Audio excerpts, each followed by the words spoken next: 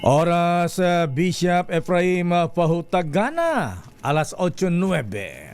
Programang nakikinig, programang inaalam ang masasabi mo, programang magbibigay ng tama at totoo. Para tama ang alam mo, tara, usap tayo para malaman ang Damdamin Bayan. Live sa DZRH Radio, DZRH TV at DZRH Digital. DZRH Damdamin Bayan. Kasama sina Lakay Deo Macalma at Sister L Elaine Apit. DZRH Damdamin Bayan. Good morning pareng Jaime Chua ng Jackaliner. Ayan, Kuyang Ome Mercado at Kuyang James. Magkano ba ang pa-advertise dun sa likod ng mga bus ninyo, ha? Abay, kanina habang papasok po tayo mahabigan, ilang bus ba yung mga nasundan kung may mga ano na, ha? May mga campaign materials na. Ayan, abay, isang nakita ko bongo. Ayan, sa Senado, Mr. Malasakit. Ayan, abay, nakita ko dun sa Jackliner naman ano ba yung nakalagay dun, ha? Erwin Tulfo, ayan, kakampi ng mga inaapi. Pagkatapos meron pang isa ha, ayan, sa inyo to Kuyang James ha, sa DLTV. Abay, sabi naman nung isa Benhar Abalos, wherever you are, we are there. Eto malupit kay Willie Rebillame, ha? Ayan, sabi naman ni Willie Rebillame dun sa nakalagay dun sa likuran ng bus kanina, Jackaliner to parang Jaime, ha? Magkano bang singil nyo sa mga kandidato ng mga ganito advertise political ads ninyo, ha? Abay, kay Willie Rebillame naman nakalagay isang jacket ka lang.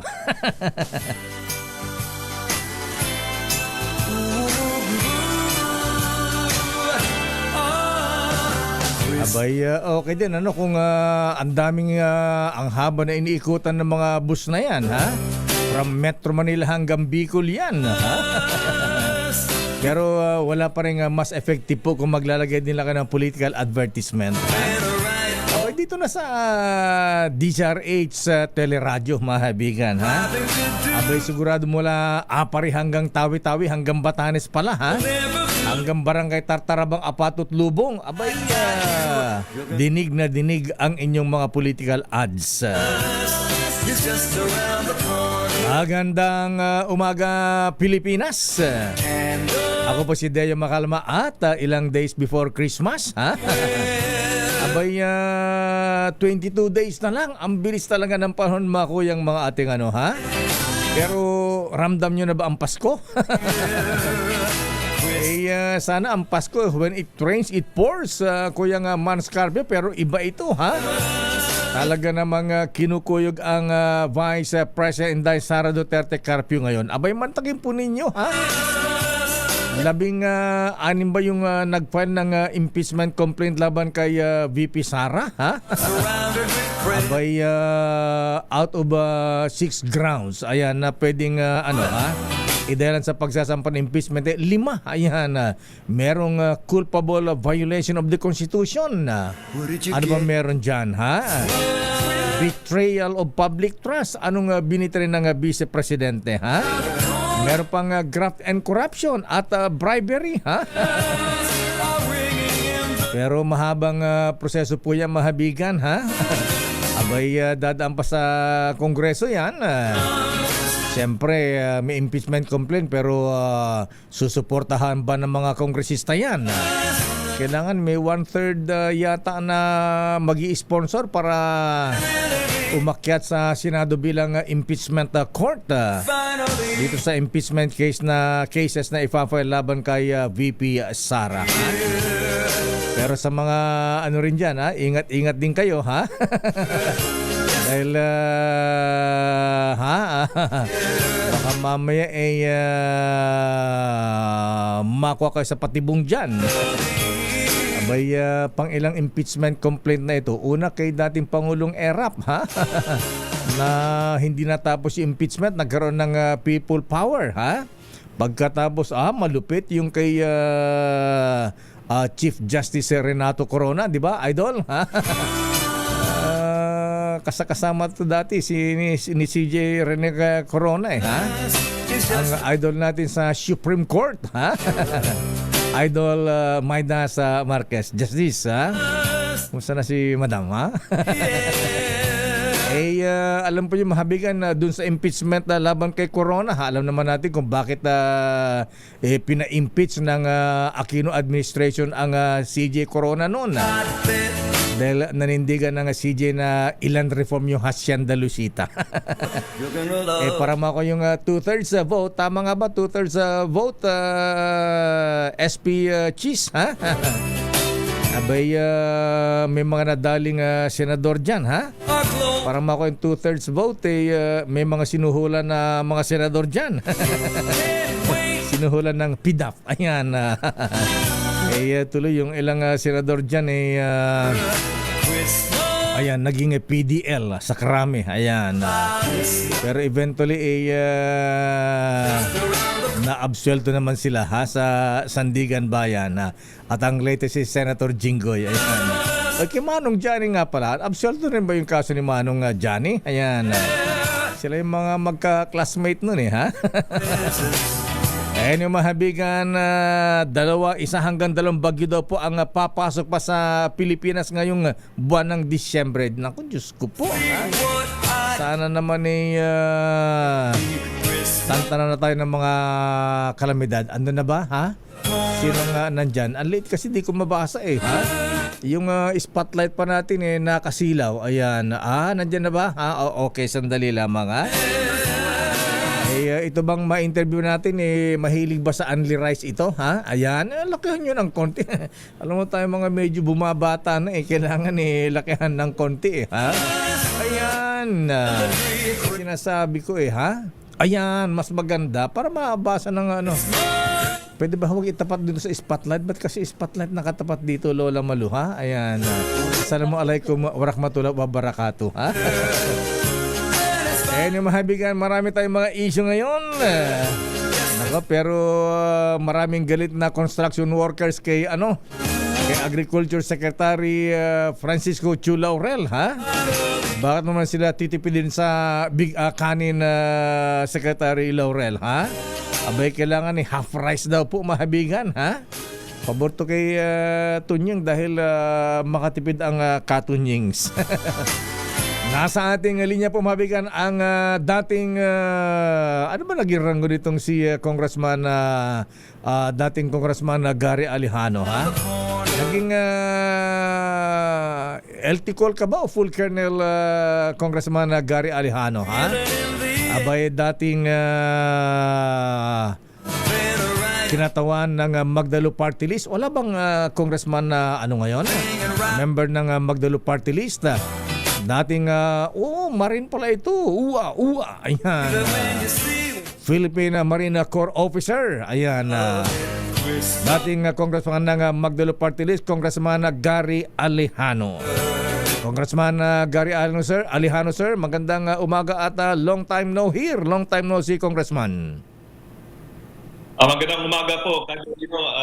Indeed, long time no here. Nandito po ako ngayon nakabase sa Negros Occidental. Sa lahat ng mga nagsusubaybay, magandang umaga po. Aba, di kita nakilala, Congressman Gary. Bagong gupit ka ngayon, ha? Ayan, Hindi na kailangan ng gupitan. Hindi na bagong gupitan, ha? Anyway, Congressman Gary Alejano, ayan, 16 yata kayo nag-file ng impeachment complaint laban kay VP Sara, ha? Ayan, sa inyong grupo sa Magdalo Party List, anong grounds ninyo sa pagpa-file ng impeachment complaint laban kay Vice President Congressman Alejano, sir?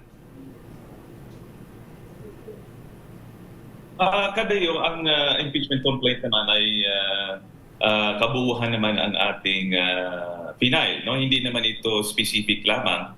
In fact, before pa tayo nag-file ng impeachment complaint, ay meron ako kaming talagang sinasabi namin na we want to file impeachment complaint. So merong articles, 24 articles ang impeachment complaint. At basically, 4 po na grounds ang nakalagay doon sa ating impeachment complaint. No?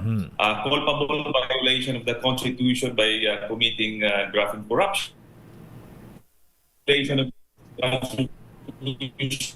bribery and illegal wealth, betrayal of public trust, and high crime. So, yun yung apat na grounds, Kadeo. And then, napaloob dyan ang mga specific articles sa apat na grounds na yan, Kadeo.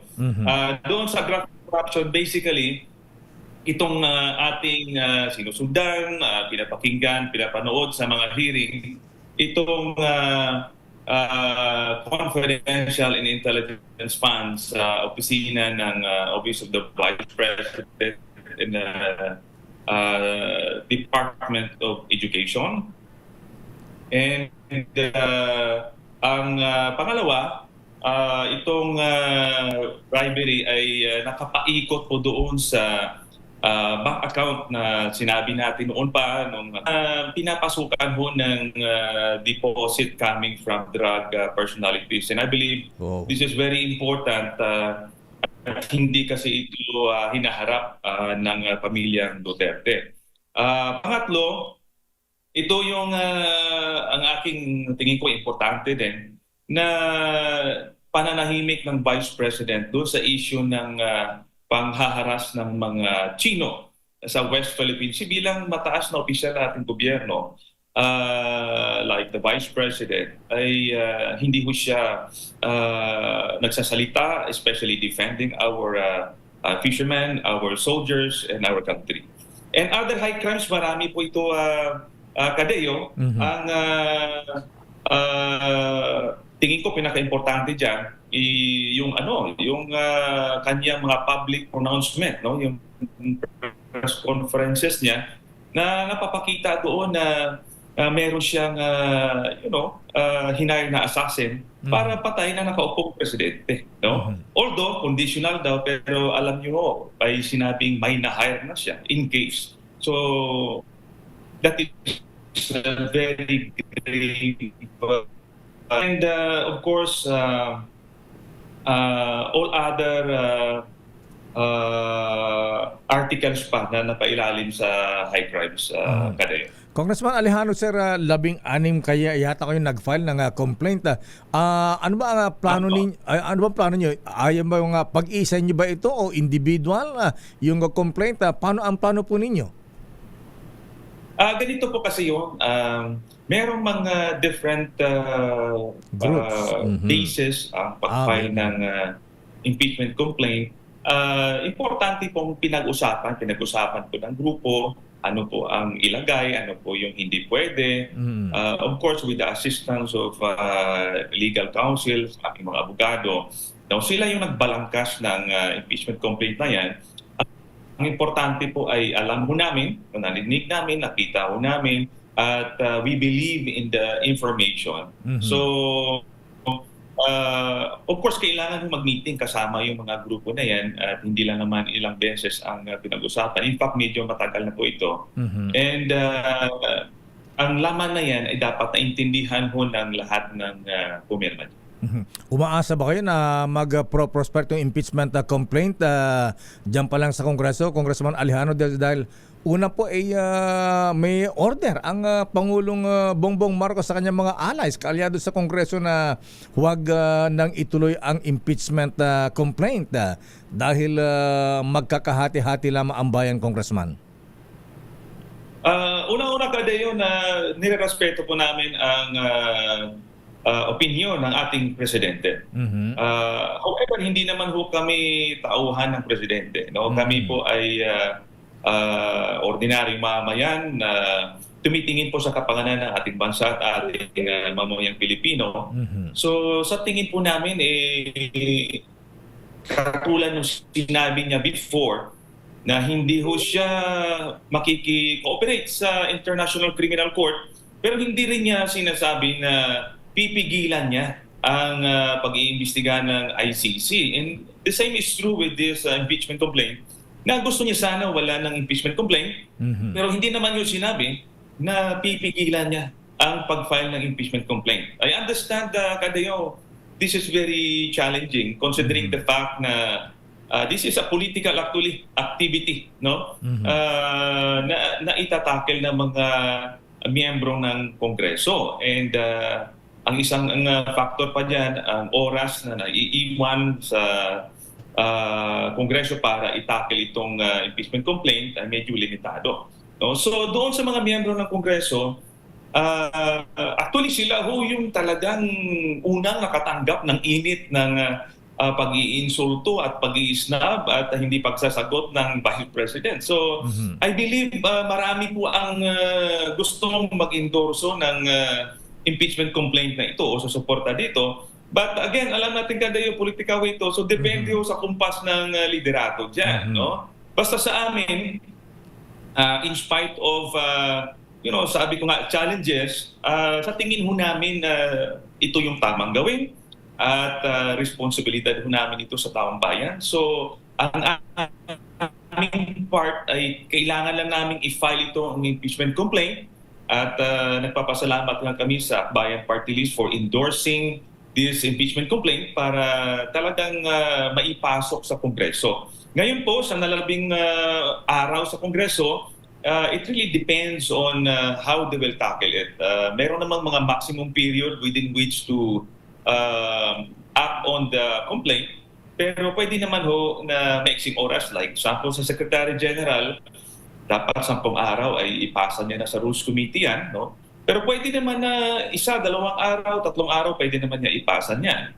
No? At pagdating naman sa Rules Committee, kailangan 3 araw makalendaryo na yan at may refer sa appropriate committee, which is the Justice Committee, at pwede niya rin bilisan yun. No? Pagdating sa Justice Committee, mahaba ang binigay na oras, 60 days. Kailangan matapos ang deliberation, makapag-come up ng resolution for plenary consideration. Pero kadayo, pwede din naman na 1 linggo yan no, na gagawin nila. And in fact, hindi ko rin alam. Baka pwede rin silang karoon ng sariling resolution nila and consolidating our complaint na 1/3, pipirmahan ng 1/3 ng members ng Kongreso, pwede na nilang ipasa sa Senado. So actually, depende talaga sa Kongreso yan. At kami nananawagan na sana po ay bigyan nila pansin at bigyan aksyon ang aming Kongreso. Congressman Alejano, sir, nakausap niya ba ang House Speaker Romualdez? Suportado ba niya itong inyong isinusulong na impeachment? Actually, wala kaming informasyon na suportado niya ba ito o hindi. Actually,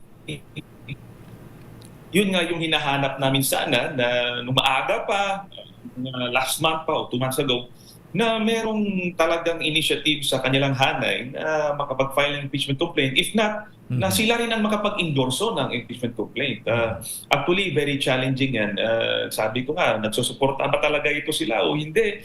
But at the end of the day, responsibility nila, mandato yan sa Constitution natin na talagang i-deliberate nila whether they like it or not. No? And I believe naman sa dinanas nila sa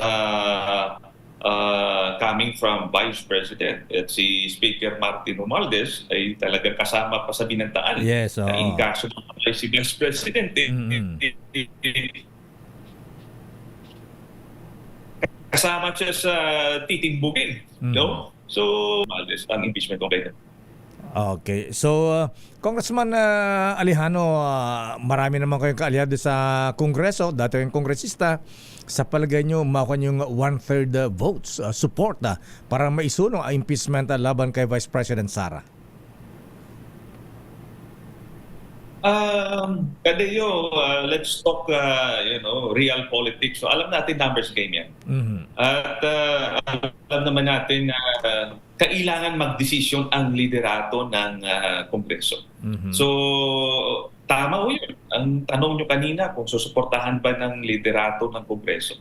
The moment po na suportahan niya po yan, mabilis makakuha ng 1/3 dyan. No? Pero kung right from the start ay nag-anunsyo na siya na hindi suportahan, doon pa lang sa committee, madidismiss na po yung kaso, no? Ang impeachment complaint. pwedeng sabihin na insufficient in form or in substance, pwede na po nilang ibasura yan. Pero ako'y naniniwala na sila rin, no, na ating naramdaman, na didinig din natin sa mga ibang congressmen na talagang atat na rin silang magkaroon ng formal na reklamo sa Vice President para mailabas na itong mga violations of the Constitution. Ayan, isa na lang Congressman Alejano, sir. In case na hindi po mag-prosper itong impeachment complaint sa Kongreso dahil may order nga ang Pangulong Marcos na huwag nang ituloy, ano ang alternative po ng inyong grupo? Ayan, kasama na Akbayan, ibang grupo, sina former Senator Laila de Lima. Kayo ba ay dudulog o magiging willing na maging witness sa isinasang investigasyon ng International Criminal Court? Ang issue na yan, Kadeo, hindi pa namin pinag-usapan. Pero sa aking opinion, una, ang pag-file po namin sa Kongreso ng impeachment complaint ay bahagi po ng proseso ng pagpapanagot sa isang impeachable officer. No? And the moment na ibasura yan, talagang wala tayong magawa kasi yun nga talaga ang sistema natin. No? Wala tayong magawa dyan. However, pag-uusapan namin ano pa ang ibang mga option. Pero yung ICC na yan, sa totoo lang, baka long shot ho yan. Dahil hindi naman talaga sentro si Vice President Sara sa issue ng tinatawag natin na extrajudicial killing. Although naging mayor po siya ng 3 termino sa Davao City at ipinagpapatuloy niya yung extrajudicial killing sa Davao. Pero hindi naman ho natin ito ura-uradang gagawa ng ibang paraan.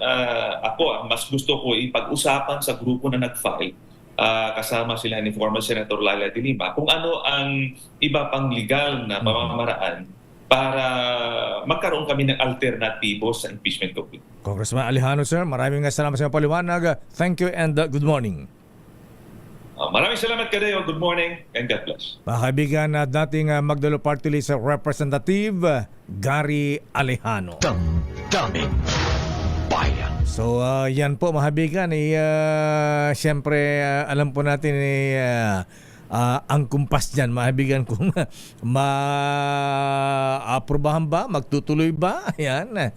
Siyempre, ang crucial po dyan, mahibigan, ay ang blessing ng House Speaker Ferdinand Martin Romualdez. Damdamin Bayan. Babalikan po natin lang pa natin mga issues. Standby, Leta Narciso mula sa Malacanang. Abay, ano ang sabi ng ating Commander-in-Chief, Pangulong Ferdinand Bongbong Marcos Jr.? The Russians are coming. Ha? Abay, yellow submarine ba? Hindi yata yellow submarine yun. Ha? Blue submarine. Ayan. Ang tanong dito ano ang gagawin nating aksyon na Mr. President, ha? Bilang Commander-in-Chief, ano ba yung nakita natin? Abay, may paramdam ba ang Russia, ha? Bakit parang sumasali na yata sa China, ha? Abay, kasama rin bang mambubuli sa atin? Although sinasabi naman niya, ayan po mahabigan yung sa video natin, ha? Anong kulay ba yung submarine? Kulay black? Akala ko yellow submarine, ha? And yung mahabigan yan po ay malapit sa nasa exclusive economic zone CJ Alex Jesmundo, sir, ha? Ayan, malapit daw sa Occidental Mindoro, kaya lang sabi na nasa high seas. Ayan, abay, ginugol ko yung high seas. Ibig sabihin, pagka high seas po mahabigan, ito ay neutral territory sa dagat yan, ha? Ito ay papasok sa international waters kung tawagin na pwede maglayag kung sino man. Ayan, walang nagmeme-ari. Ayan, kaya lang sabi nasa EEZ, Exclusive Economic Zone daw natin. So anong gagawin, Mr. President, Secretary Manalo? Ipapatawag ba natin yung Russian ambassador dito sa Pilipinas? Damdamin Bayan. Oras CJ Ninong Alex Jesmundo, ganap na alas 8:33. Ang balitang ito ay hatid sa inyo ng AC. Unos natin, ha?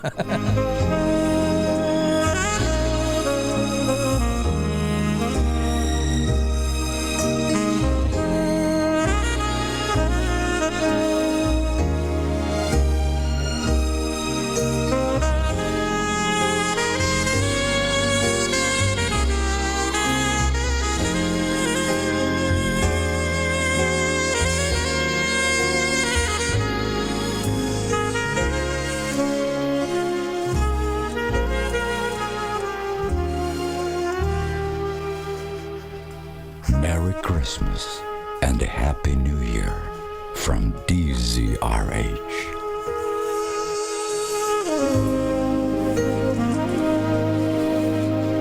Merry Christmas, Sister L. Merry Christmas, Lakay, at Merry Christmas sa lahat ng mga nanonood at nakikinig sa atin. Ngayon po ay 22 days na lang. Wow, bilis ng panahon. Pasko na. Lakay, parang machi-machi pala tayo. Oo, ano, ba't ka nahigaya sa akin, ha? Hindi, nag-quote lang Ayan. ako kasi masyado tong naka-spaghetti pababa ako ngayon. Hindi naman spaghetti yan, eh. Makapal naman yung strap mo, eh, ha? Ayan, tanggalin mo yan. Hindi pwede, baka magkano Ayan, tayo wardrobe malfunction. ganun ba? Okay, sa bagay, di naman, tumigil naman na yung ulan, eh, ha? Ayan. Uy, kawawa naman yung kababayan natin sa Bicol, sa Camarines Sur, ha?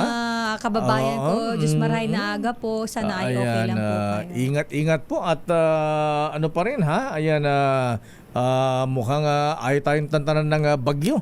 Meron pa raw isa o hanggang dalawang bagyo ang papasok, ha? Pero ito daw Lakay, Shoreline na tinatawag. Ayaw nga ba itong Pag-asa? Oy, kayo mga taga-Pag-asa, kumonsulta ako kay Rio Almas sa Komisyon ng Wika. Ayan. Para yung para yung mga terminology niyo maintindihan. Ayan, dati tale of a cold front. Ayan. Ngayon binago, Shoreline. Ano ba ang mga yan? Ayan. Yan daw pinagsamang init at lamig. Ayan. Yan Lakay yung ganun ba yun? pagtatagpo ng init at lamig. Oo, sige. Baka lumamig yung aginaldo ni Ninong Sherwin.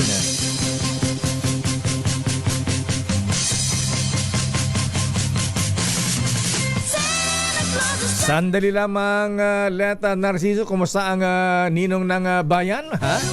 Ang Pangulong Marcos, abay panay ang pamimigay ng aginaldo, ha? Ayan. Sana, sige, araw-araw, mayat-maya, pwede ba? Ha? Para lahat, sana all happy, ha? Ang ninong ng bayan, ang ating Pasko Panalo promo ay nasa Barangay Santa Lucia, Pasig City. Aba. At mukhang may nanalo na, Lakay. May nahuli. Huwag mo sabihin si Mayor Bico ang nanalo dyan. Huwag mong bigyan si Mayor Bico, dapat padagdagan mo yan. Sa ating DZRH Pamasko Panalo promo. Panalo ang Pasko sa DZRH. Dahil sa Pasko Panalo, mas malakas promo. Puntahan na natin ang location ng ating roving team. Namamaspo.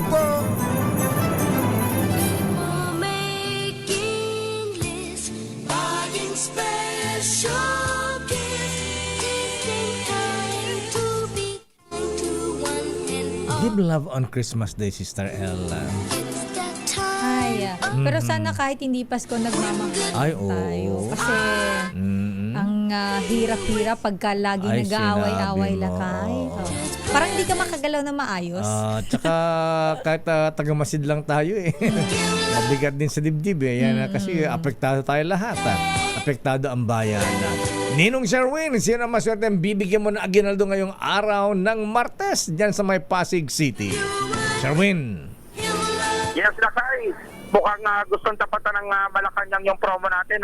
Bakit? Ang presidente may anil pa bigay. Oo nga eh, nakihigaya sa atin. Araw-araw na rin pamimigyan niya ng aginaldo Ang mahalaga doon, Lakay, lahat swerte na maabutan ng regalo at ng pamasko, di ba? Kaya naman dito sa Barangay Santa Lucia, Pasig City, ay nakikita nyo ngayon, Lakay, itong eastbound road. Kanina nando tayo sa West Bank, kaya naman nasa East Bank na tayo. Itong floodway, Pasig Floodway. Lakay, kung matatandaan mo, September 26, 2009, itong lugar na ito nagmistulang dagat, Lakay. Ay, noong Ondoy. Oo, Lakay, dun sa bahang dinala ng bagyong si Ondoy, dito nga sa Metro Manila na halos naapektuhan ang nasa 1 milyong populasyon. Dito nga sa kahabaan ng ilog ng Marikina, Pasig hanggang Laguna, Dibay, na isang naapektuhan ng pinakamalaking pagbaha sa Metro Manila. Pero Lakay, hindi pala yun ang pinaka-deadliest dahil sa talaan ng kasaysayan, Lakay, ang pinaka-deadliest na baha naitala sa China noong 1931 dahil umabot sa 4 milyon hanggang 8.9 milyon katao ang namatay Oh? sa naturang 1931 flooding sa Talaga? China. Hindi natin inabot Kaya yan. nung- 1931 pala yan eh. Nang isa rin sa pinakamapiminsalang pagbaha nang umapaw ang Yellow River sa China na umabot sa 893,000 hanggang 4 na milyon na tao yung namatay na sinasabi doon sa natural 1938 flooding. At noong 1935, umapaw din yung Yangtze River sa China. Halos sa 145,000 sa tao ang namatay sa naturang pagbaha. Hindi lang yan sa Asa Lakay. Sa Netherlands din, nangyari isa sa pinakamapiminsalang pagbaha nung taong 1099. Doon ay talapa talaga yung 1099. Kung saan umabot sa 100 katao yung pagbaha. Papaalala lang sa atin na ang kalikasan ay maaaring gumante sa anumang binibigay natin na problema sa kanya. Kaya sikapin natin maging masinop at maingat Sherwin. para sa ating kalikasan. Pero Sherwin, maingat na kay. sandali Sherwin. Sabi ni Mayor Wes Gatchalian, ang ingay-ingay mo daw. Ayan, sana pumunta ka naman doon ng Valenzuela. Wag lang sa kung saan ka napupunta, ha? Hindi ka raw yata napupunta ng Valenzuela. Nakarating na tayo ng Valenzuela. Ganun ba? Pero babalik pa tayo ng Valenzuela ulit, Lakay, dahil Punta ka daw sa ano? pamilingin natin ang pamasko. Punta ka daw sa Valenzuela City ulit at dadagdagan pa ni Mayor Wes Gatchalian yan. Ayun, yun ang pinakamaganda natin. At hindi lang kami, pangako din sa atin yung kongresista dyan sa Bulacan, Lakay, si Congressman Ador Plato. Aba, baba ang chicharon dyan. Bulacan, Lakay, may dadagdag din daw. Oh, magdadagdag. Sa kanyang constituents. Wow. Yan ako nakakatuwa. May mga local government na tumututok din at nais din magparating ng kanilang papremyo para sa ating mga kababayan. Pero etong pinakaswerte ngayong umaga. Sino maswerte? Dahil, Lakay, mantakin mo, hindi lang papaitan ang masarap sa kanila Naku, kundi syempre pinapaitan. May favorite. Ito mo, Lakay, ito yung pinapaitan. Kaya pa umuusap pa ang sabaw. Wow, kasarap naman yan. Oo. Sa papapaitan na, Lakay. At syempre, Pangalis ng hangover. May lahing Ilocana to. Ay, May lahing Ilocana kayo? San Fernando La Union po. ay, Tagalaon yun. Ortega Country. Ano mag Ilocano? Amok Tiagsaw de Ilocano. Ay, naimbag na bigat mo, Manang. Tiagsaw de Ilocano po. Ay, apo, Ilocana. naragsak na Pasko, apo. Ilocano po, Ilocana. Ayan, ay. San Fernando La Union po, Linsat. Ay, agkakaaruba tayo nga rod, apo. Anya tinagan mo, Manang? Melanie Soto Alvarez po. Lailani o Melanie?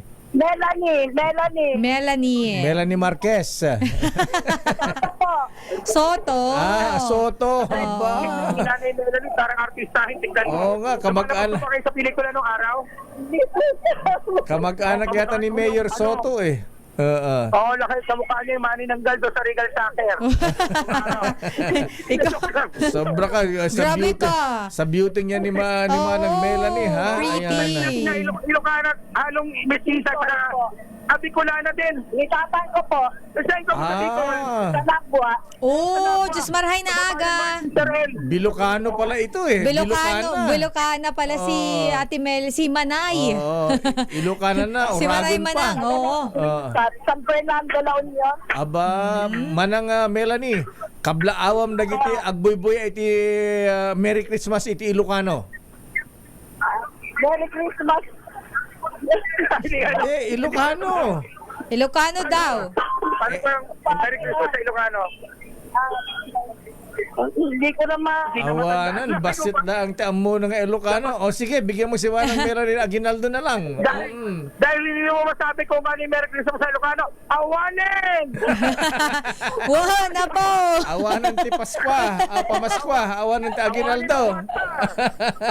Ay. Patay daw. Ano ba sa tuwing umaga? Si Deya Makalma. I love you, Manang. Ayaton ka. Mga 1,000 pesos! Thank you po. Nako, at hindi lang yan. Ito rin, meron kang pamaskong grocery mula sa Visa at syempre, Lakay, ito ang pampainit ng persa ng papaitan. Ay, oo. Ngayon, vitamin E. Ilabas mo yan. Pampagana yan. Hindi masarap ang papaitan kung walang vitamin E. Ayan, Emperador Light. Maraming salamat po. Kahit mainit ang papaitan, kailangan magpayong. Mainit ang papaitan, magpayong ng DZRH ang prena. Ano masasabi niyo, Mami? Maraming salamat po. Ayan na. Maraming salamat ninyo. Hindi mo na sige po, ilapag niyo muna, baka malaglag yung bote. Baka mabasag ang vitamin. Ilaglag yung bote. Oo, ilaglag nyo na yung payong, wag lang yung bote. Oy, ganda-ganda ni Manang Melanie. Melanie, oh. Ayan. oh. Yung kanyang buhok ay naka-salt and pepper. Yes. Oo. Saka Lakay, kailangan may tisa siya, hindi siya maarawan. Ayan. Para hindi ka mangitim. Ito meron ka dito yung umbrella. Kaya naman sa mga nais manalo ng 1,000 pesos, lagi tumutok sa DZRH Pasto, panalo from March number 6, Sherwin Padaw sa DZRH, una sa Pilipinas, una sa Pilipino. Maraming salamat, Ninong Sherwin at Manang Melanie Soto. Ba? Abay, nako, si Aling Felicidad Matira ng Batangas City, pumunta ka rin daw doon, Sherwin, ha? Parang ang daming umahunting kay Sherwin Lakay. Wanted pala to eh. Ayan, pero eto, bukas ha, ayan, nagre-reklamo si Mayor West Gatchalian, di ka rin nagpupunta sa Valenzuela, ha? Nagpunta na siya doon Lakay Oo doon nakaraan nga, eh. ha? Pero pag Ayan. pumunta siya ulit, Punta kailangan puntahan si Mayor Oo, West. punta ka doon sa malapit sa City Hall, ha? Para dagdagan ni Mayor West Gatchalian na ng bigas at saka spam. Ayun. Yun yung spam. Oo, yun ang pimigay ni Sam Versosa sa Maynila. Oo. Iba rin magpakulot ng Sam Versosa, ha? may pabigay pa na yung cart, ha? Pang tusok-tusok. Ayan, talaga? Fish balls, ayan. Yung street foods. Oo, at saka paborito ni Romel Fertes, ayan yung kikiam. Ayan, kikiam. na may sausawan ng bayan, di ba? Naku, Yung maanghang. yun yung iniiwasan dapat ganun ba? Oo, kung marami na ang sumausaw. Okay lang sana kung ikaw lang sumausaw eh. Kaso yung iba dugyot. Galing sa bibig nila, sasawsaw ulit doon. Oo. Dapat kasi lang kay isang sausaw, Tama. ubusin nyo Oo, na. huwag na ibabalik. Oh yes, Ayan, may oo. laway yun eh. Kaya nga ang Department of Health, Secretary Ted Herbosa, nagbabala dahil sa mga ang dami-daming sakit ngayong amihan season. Christmas season, ayan, trangkaso, ubo, sipon. At ingat din po kayo sa mga misis sa mga dengue, ha? Dahil pa rin tinatamaan ng dengue, ha? Babalikan natin ating mga report. Sandali lamang let na, ha? Aba, nasa ba ang Pangulong Marcos ngayon, ha? Abay, parang jingle lang ang pahemo ngayon na Mr. President, ha? Yan ka din, baka kayo magkasakit, ha? Ayan. Standby, Edniel, para sa sitwasyon sa West Philippine Sea, ha? At international security, aba, bigla silang na-alerto, ha? Dahil dun sa submarine. Yes, dahil sa Yellow Submarine. Ayan, Yellow Submarine ng Russia. Buti sana kung from Russia with love yan, ha? Sandali lamang Edniel Parosa. Oy, standby sa ating mga bisita taga Air Force, ha? Abay, happy anniversary nga pala sa mga taga Philippine Air Force sa happy kanilang anniversary po. 89th anniversary ng Philippine Air Force, ha? Tagal na Lakay. Teka, Air Force o AFP, ha? Ayan. Sandali lamang sa ating mga reports at speaking of congratulations, i-congratulate ko muna itong si Dr. Isa Suntay, ang ninang ng mga taga-Tarlac, ha?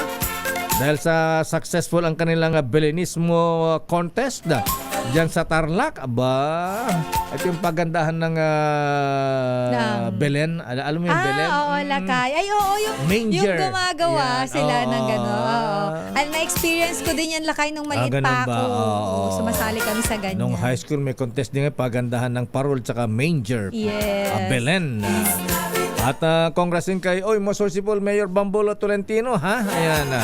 Binabati ka ng mga Brethren dahil ikaw ay re-elected bilang President ng Philippine Olympic Committee. Tinalo si Idol Chito Loizaga ng Barangay Ginebra. At bon boys kay Ate Melba Krame. Taga Krame ba ito, ha? Kampo Krame, ha? Abay, Bonboyans, balik bayan na siya, balik Canada na, ha? Di na abutin ng Pasko rito sa Pilipinas, ha? Abay, gusto sa Calgary, Canada mag-Pasko at mag-New Year. Binabati ni Kuya Orlin Neo at Neil Panaligan. Congratulations. Congratulations. Bonboyans.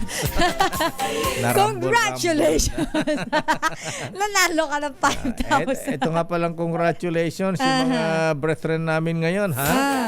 Mga brethren, mga kuyang, ha, mga nobilities, nag-iimbita ang mga brethren natin sa Bulacan Shrine Club. Public installation nila ngayong mamaya alas 2 ng hapon. Outgoing President si Most Worshipful Ariel Kayanan. Ang kanilang guest of honor speaker, Most Worshipful Illustrious Potentate John Espino. Inspirational speaker, si Idol. Most Worshipful Dr. Pacifico Boy Anyag. Ayan. At syempre, hindi rin patatalo ang mga taga-Katimugan na Shrine Club. Installation din na mamayang gabi, 6 o'clock, ha? Diyan sa Grand Lands. Ayan, congratulations, Noble President Ronald Yulo. First President Randy Lau. Second VP Alfred Adrian Martin. Ang guest speaker ay si taga Department of Finance. Very worshipful Finance Assistant Secretary Gerald Alan Cabral. At ang inspirational speaker, si Noble Bats. Ang idol na mga kakosa, ayan, PDL. BJMP Chief, Right Worshipful General Ruel Rivera. Damdaming bayan. Standby sa ating mga reports. Oras, Sister L. It's 8:56. Ito, at patuloy pa rin ang karasan. Ito na ang huli ninyong Merry Christmas.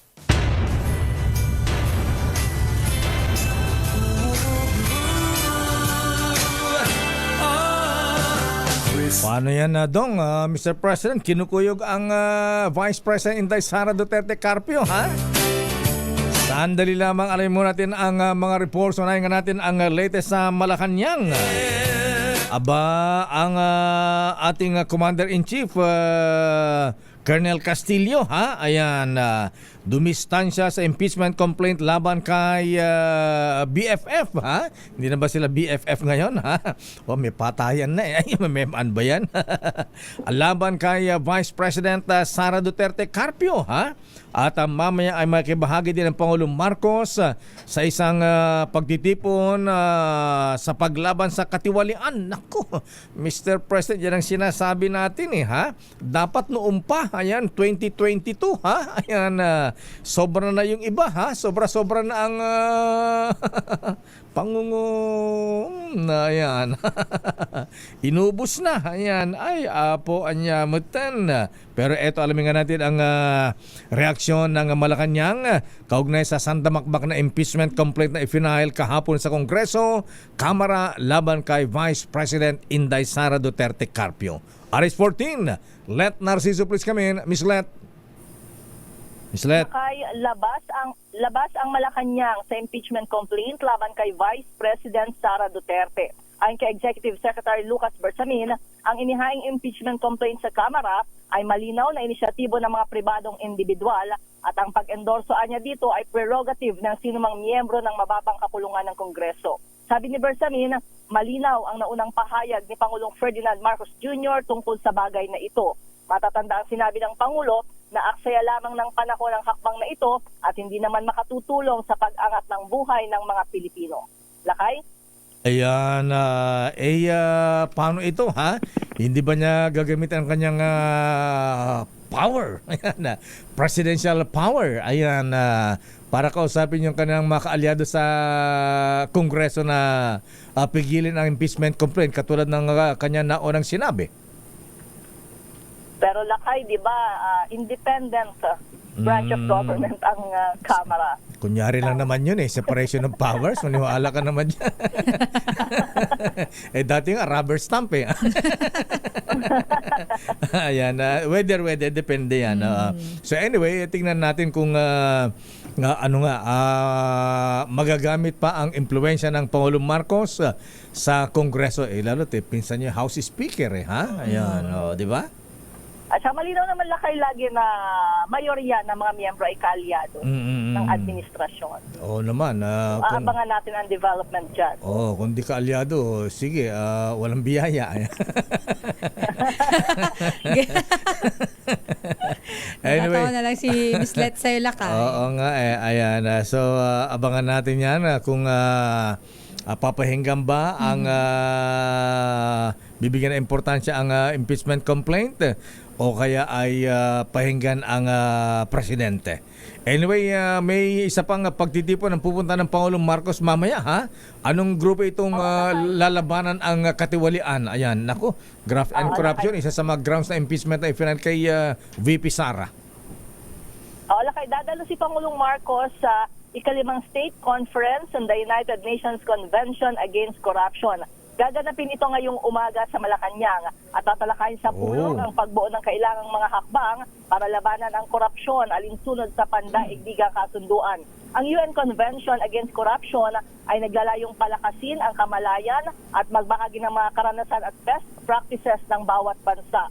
Kasama sa pinag-uusapan sa State Conference ang pagsusuri sa implementasyon ng mga rekomendasyon na may kinalaman sa pagpapalakas ng batas at laban sa korupsyon, pagbuo ng transparency at pagpapanagot sa mga opisyal na sangkot sa katiwalian. Conference. Kailangan para maniwala ang bayan, Mr. President, ay mag-sample kayo, ha?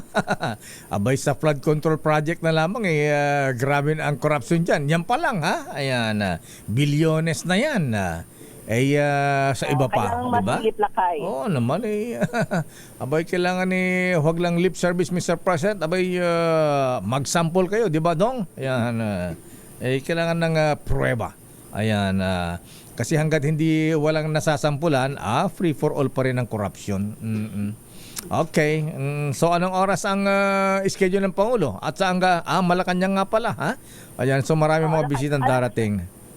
Alas 11 ngayong umaga yung conference at bukod dyan ay meron pang sectoral meeting si Pangulong Marcos. Ayan, pero wala pang binabanggit ang Presidential Communications Office kung anong sector. Ang ating Commander-in-Chief magpapadala ba ng submarine para buntutan yung Russian submarine? Ayan. Hindi naman lakay. Wala binabanggit na ngayon. Nagano si Presidente. Sabi ko kahapon ay... Alam ba tayong submarine na Edniel, Apo Omet Browner, ha? Alam ba tayong ang AFP wala habang submarine? Abay kung wala kayong submarine, pahiramin kayo ni Manong Chavit Singson. Kaya na submarine ni Manong Chavit, isa lang ang sakay. Sino? Isa lang magkasya. Yung yung nagdadala, tapos, okay. Okay, sige, abangan natin yung Miss Let. Sabi ng Presidente kahapon very worrisome daw ang pagpasok ng ataka submarine ng From Russia with Love. Ayan. Bahala siya lang. Kaya lang napadaan lang daw galing daw ng Malaysia, meron palang joint military exercises sila doon ha? Imbitahan din kaya natin ng Colonel Castillo ang Russia, ha? Ayan. O nga pala, wala ba tayong joint military exercise sa Russia? Sa Amerika lang? Mag-joint military exercise sa Beijing. Ayan. Sa Ukraine. Okay, Mr. Ed, maraming salamat. Good morning. Thank you. Good morning, balik sa inyo lakay at Sister L. Damdamin Bayan. Ano ang latest kay Edniel, ha? Alamin naman natin lakay dahil... Sa NICA ba yan? National Security Council, National Intelligence Coordinating Agency, sa ISAF. Ito lakay, alamin natin. Navy, Air Force, may kinalaman to lakay sa seguridad pa rin ng ating bansa. Ang sitwasyon daw sa West Philippine Sea at internal security nananatiling manageable ayon yan sa National Peace and Order Council. Ang detalye balita mo, RH52, Edniel Parosa. Edniel. Lakay at Sister L, inilarawang manageable ng National Peace and Order Council o NPOC ang kasalukuyang sitwasyon sa West Philippine Sea, maging dito sa panloob o internal security ng bansa. Ayon kay Police Brigadier General Jean Fajardo, tagapagsalita ng Philippine National Police, yan ang naging assessment ng National Security Council maging ng mga ground commanders sa pinakahuling NPOC meeting noong araw ng Biyernes. Ito ay sa harap ng papalapit na holiday season at panahon ng halalan na magsisimula sa Enero 12 sabi ni Fajardo sa pulong balitaan sa Campo Crame, nagsumiti na rin ng potensyal na magiging election areas of concern ng PNP. Pero sasalang pa ito sa validation ng Konseho kasama ng Armed Forces of the Philippines o AFP, maging ng Philippine Coast Guard. Pakinggan natin ang pahayag ni General Fajardo. On the part of the NSC ay nag-present din po siya ng with respect naman po doon sa situation po doon sa West Philippine Seas na the situation remains manageable naman po. And of course, yung ating security preparation for the election. At din even yung ating internal security, ang sinabi naman po ng ating mga commanders ay it remains manageable at least up to the time na tayo po ay nagsasagawa po ng National Peace and Order Council. Isinagawa itong nabanggit na pulong ng security sector kasama ng pulis, sundalo at Coast Guard ilang araw lamang matapos magpahayag ng PNP at AFP na hindi na kailangan pang magtaas ng alerto sa kabila ng nangyayaring bangayan at ingay sa politika. Ito si Edniel Parrosa, nag-uulat para sa DZRH. Teka muna. Sa Pilipinas. Ano ang monitoring ng AFP, Edniel? Nasa na yung yellow submarine ng Russia? Ayan. Black, itim, lakay, itim. Ay, itim ba? Lakay itim, yung pinapakita natin kanina. Akala Edniel, ko yung pinapakita ba nating footage kanina, yun mismo? Yung i-black. Videos pa Ito. ng AFP na inilabas dito sa RHTV. Lakay hanggang noong Sunday ng gabi ay nasa norte, pero kahapon ay nakalabas na ng ating exclusive economic zone, itong UFA 290 na monitor nga natin noong November 29. Ang binabanggit lakay ng Philippine Navy, parang nagkagulatan pa nga dahil unang beses daw natin lakay na makakita ng ganitong klase ng submarine, lalo pa mula Russia. Pero alam mo, lakay, medyo nag-flex ng kaunti ang AFP. Nung na-monitor yan, ang ipinadala agad ng Philippine Navy lakay, yung ating BRP Jose Rizal. Yung warship natin na yan ay may anti-submarine capability lakay. Ready to fight talaga. Kaya ready to respond ng Navy. Sabi siguro ng sakay ng Russian submarine, comrade, they have anti-submarine asset.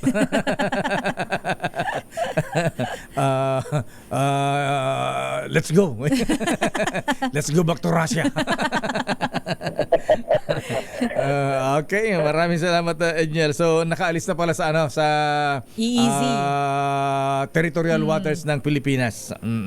Oo, correct lakay. Actually, hindi naman pumasok ng territorial waters hanggang EEZ lang, exclusive economic zone na pinapakit ng Philippine Navy. Yung ang tinatanong ko kanina, Edniel, kasi kung high seas yan, territorial, nasa international waters yan, neutral yan. Oo.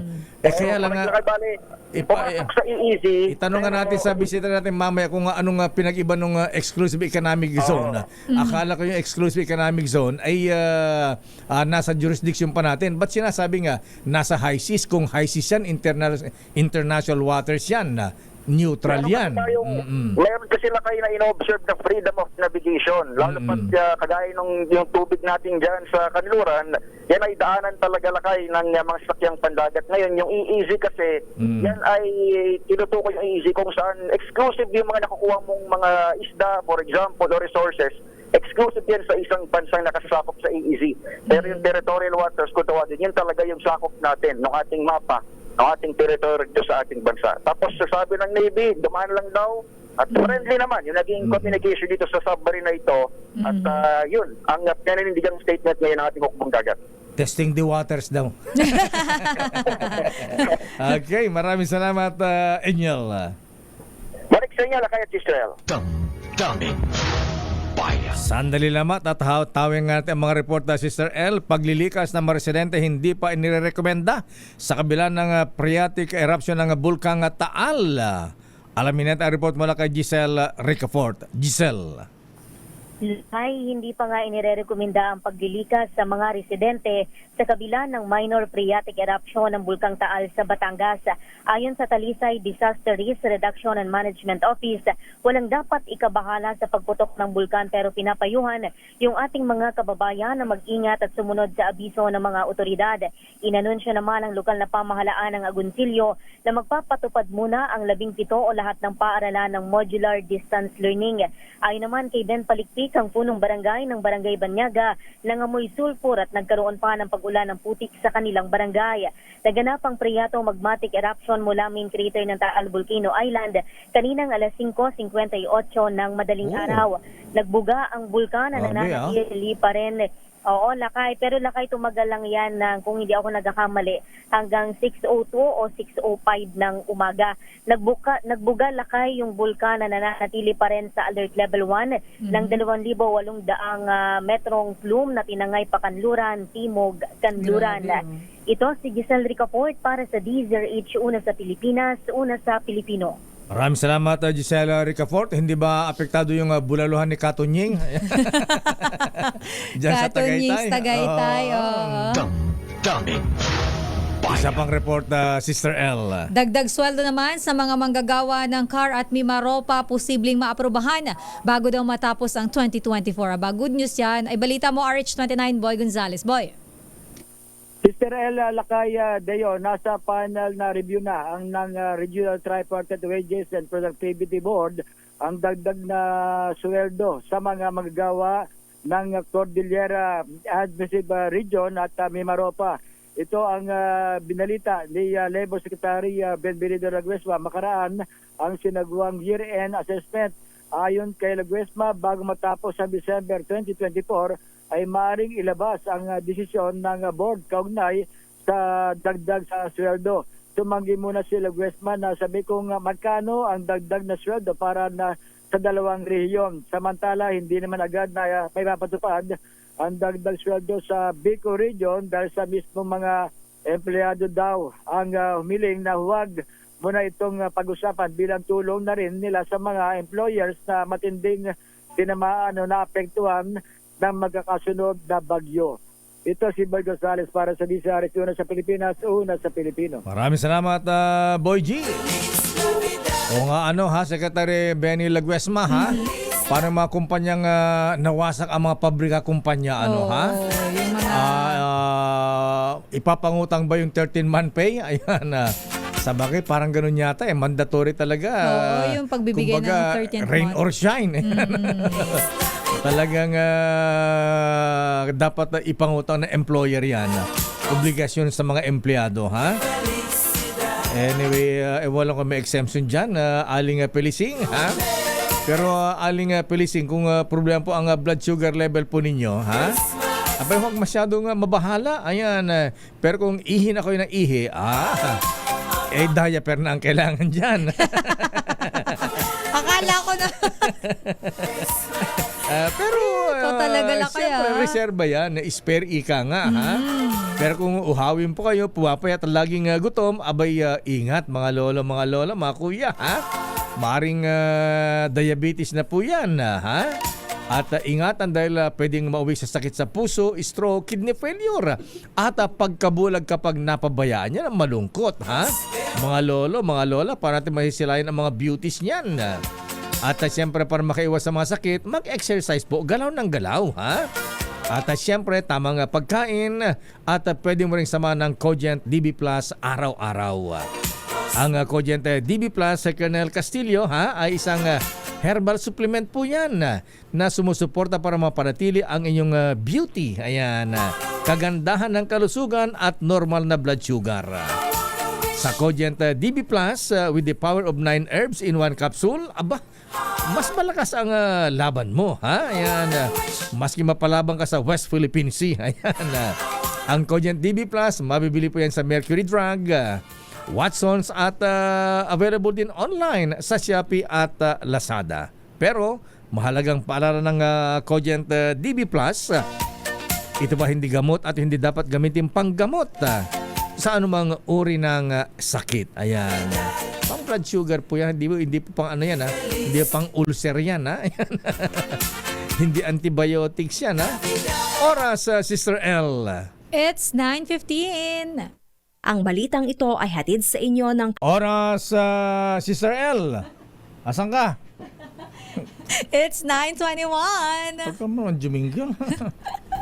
Nagtimpla ako ng kape. I am a soldier, far from my home.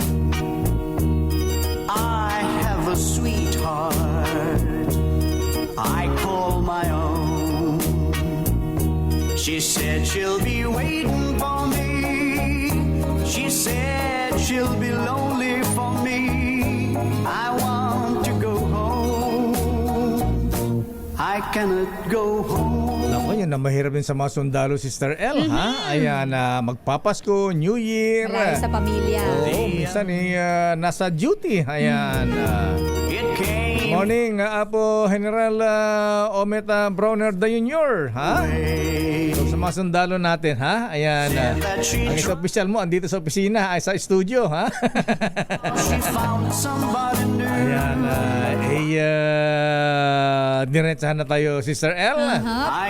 Meron tayong bisita ngayon at alamin nga natin kung gaano kahanda ang Armed Forces of the Philippines laban sa kudita. Ayan. Bakit napunta doon? Nagulat ako. Di ba hinikahit ni dating Pangulong Digong ang mga ano? Ayan. At EDSA People Power Part 3. Ayan. Pero sila kasi lakay ay nagsi-celebrate ng kanilang anniversary. O kaya pagbabantay sa West Philippine Sea. Part ng trabaho. Anniversary ba nila ngayon? Anniversary nila ngayon, lakay. 89 years na nagbibigay serbisyo ang Armed Forces, lakay. 89 years nang itinatag ni Kuyang General Emilio Aguinaldo. Ayan. Nung bang panahon ni Aguinaldo, doon ba ang start ng bilang kaya ng anniversary ng Armed Forces of the Alamin Philippines? natin, lakay, kasi for sure part ng history o yan. yung Fort Fort Bonifacio. Si Andres Bonifacio pala yun. Anyway, Na-mix-mix na. Oo nga, rumble na. Pero nasa ating bisita po natin mahabigan ang magandang spokesperson ng Philippine Air Force at pwede ring Air Force lang ba siya? Ayan, ang chief ng Air Force Public Affairs Office, si Brigadier General Maria Consuelo Castillo. General ma'am, good morning. Nagulat siya. Magandang umaga po, Sir Deo. Ma'am Elaine, Ma'am Sister L. Akala ko Australian nasa balikat mo. Ayan. Magandang umaga rin po sa mga taga-subaybay ng inyong programa, Damdaming Bayan, dito sa DZRH. Ayan. Good morning po. Good morning po, General. Malayo pa po. Papunta ka na rin yan. Full colonel ka na. Isang hakbag na lang. General ka na, ha? Ayan. Anyway, Colonel Maria Consuelo Castillo, ma'am, ayan, una nga, ha? Abay, yung bang sumubaybay dun sa Russian submarine sa West Philippine Sea, di ba nagpadala tayo ng warship, yung anong barko yung sinasabi ni Edniel kanina? Jose Rizal, something lakay. Ayan. Meron na kasamang fighter jet, ayan. Yung bang kasama doon aeroplano ba ng Navy o aeroplano ng Philippine Air Force? Nako, definitely ho, within Armed Forces of the Philippines ho, kasi kasama yun sa ating mandato na protektahan ang ating karapatan sa West Philippine Sea. So lahat po ng possible resources na kakailanganin natin, hindi lang po mula sa AFP, no? Kasi dyan sa area na yan is jurisdiction din talaga yan ng ating Coast Guard. Pero nagtutulong-tulungan po ang ating mga puwersa, maging sa AFP man or sa Coast Guard, para panatilihin at panatili ang ating karapatan at ma-ensure natin po na yung ating sovereign rights ay maproprotektahan po natin dyan sa area ng West Philippines. Kenneth, bako nga pala makalimutan, klaruhin nga natin, kasi ako naguguluhan. Ang sabi, ang attack submarine ng Russia pumasok sa exclusive economic zone. Pero sinasabi na ito ay nasa high seas. Ang definition ng high seas, international waters yan. Ano pa yan? Free yan? Neutral yan? Bakit kinu-question? Ano bang pinag-iba nung exclusive economic zone at saka high seas? Bali po sa definition po, no, sa convention po ng United Nations, supposedly ang high seas is beyond the exclusive economic zone. Yun po yung nakalagay sa definition. So kapag ho sa ating within exclusive economic zone, ang jurisdiction po niyan in terms of utilization ng resources is within the coastal state po, which is within the jurisdiction of the Philippines po, yung utilization ng resources within the EEZ. Kahit na ito ay nasa high seas na, nasa neutral grounds na, neutral waters, Kapag Colonel. po high seas, that's beyond the EEZ Kaya nga po already. Kaya ang tinatanong ko, ba't tayo nagre-reklamo sinasabi nasa high seas. Kung nasa high seas yan, ang tawag yan, international waters, free yan to navigate ang lahat ng mga barko, neutral yan. Within the EEZ po, free po naman po to navigate ang mga ibang mga countries. Free din po sila for overflight. Pero yun nga rin ho, nagkakatalo ko kung ano rin po yung aktibidades nila, mga activities nila within our EEZ. Kasi when it comes to the usage of resources, exploration of resources within the EEZ, may sole jurisdiction po yung coastal state. Ano bang nakita ng AFP doon? Bakit? Right now po, I don't know the ganun ba? exact details of that incident. Oo, Pero I ayan. can only say kung ano po yung mga conventions natin based on UNCLOS po. Kasi medyo nabahalan tayo kasi masabi ito sa Occidental Mindoro. Kasi lakay, baka inaalam pa nila kung dumaan nga lang talaga, kaya siguro okay lang naman. Kasi wala naman silang ginawa. Hindi, tsaka di naman yata katulad ng Chinese Vessels na- Navy, Coast Guard na ina-asset nila yung teritoryo namin ito kaya umalis dito. Tas mga nagre-radio ganun. challenge pa. Radio challenge. At least dito yata sa Russian submarine hindi sila hindi sinabing teritoryo ng Russia ito. Sabi ni Ednel kanina, lakay daw walang exact statement mukhang naging maayos naman daw yung pag-uusap dahil nga pinapunta yung BRP Jose Rizal at mukhang nagkausap sabi naman. daw, nakikiran lang po. Ayan. Galing pa kami ng Malaysia. Excuse me po, mga Excuse me po. Ayan. Anyway, Colonel Castillo, ma'am, ayan. Abay, kumusta po ang Philippine Air Force ngayon? Alam po nyo, dahil nga sa tension sa West Philippine Sea, ayan, kumusta po ang assets ng ating Philippine Air Force? May mga modern assets ba tayo? Ayan, may mga fighter jets ba tayo? Ayan, buhay pa ba yung mga fighter jets fighter jets ng Blue Diamond? Yung bang Blue Diamond natin diamond pa rin, baka bronze na lang. Ayan. Patuloy po ang paglakas ng inyong Philippine Air Force, sir, no? Patuloy po ang acquisition natin ng mga bagong platforms.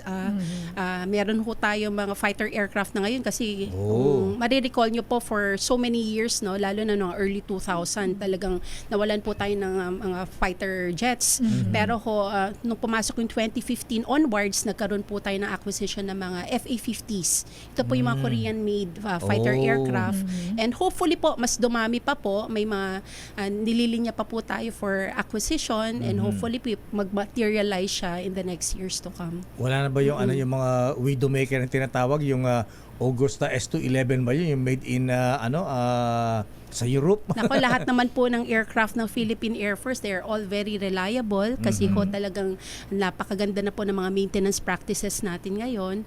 Pati ho yung patuloy nga natin na pag-upgrade. Hindi lamang po ng mga platforms, pati ng mga systems, na the way we do things.